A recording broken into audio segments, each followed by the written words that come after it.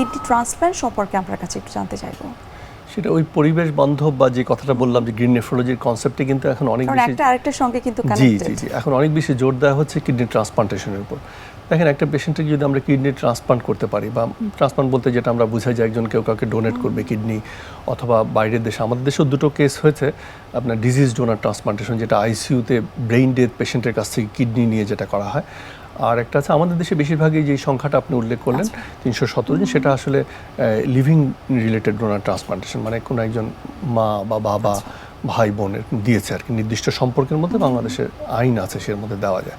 তো এই kidney transplantation যদি আমরা করতে পারি তাহলে কিন্তু এই যে হেমোডায়ালিসিসের যে আমরা বললাম যে মানে thousands of litres of water per year, তারপর একটা পেশেন্টের এনভায়রনমেন্টাল যে পলিউশন, এইগুলি আমরা প্রতিরোধ করতে পারবো। আপনাকে অসংখ্য ধন্যবাদ কিডনি সম্পর্কে এত বিস্তারিত ধারণা আমাদেরকে দেওয়ার জন্য, এবং সেই সাথে আজ বিশ্ব কিডনি দিবস এবং কিডনি দিবসের থিম সম্পর্কে আপনি খুব চমৎকারভাবে বললেন, এবং সেই সাথে আমাদেরকে ধারণা দিলেন যে গ্রিন নেফ্রোলজির যে কনসেপ্টটা।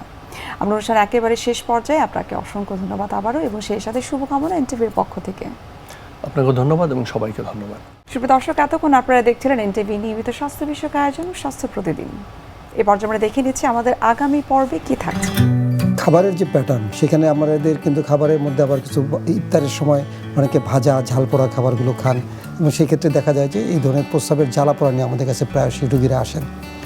এটি আসলে পানির শূন্যতা কিছুটা বলতে পারেন, যে পানির যেটা ইস্যু হয় সেটা তার চেয়েও বেশি ইস্যু হয় যে প্রস্রাবের যে অ্যাসিডিফিকেশনের মাত্রাটা, সেটা কিন্তু প্রস্রাবের মাত্রাটা সেটার তারতম্যের কারণে কিন্তু এই সমস্যাটি বেশি দেখা দেয়।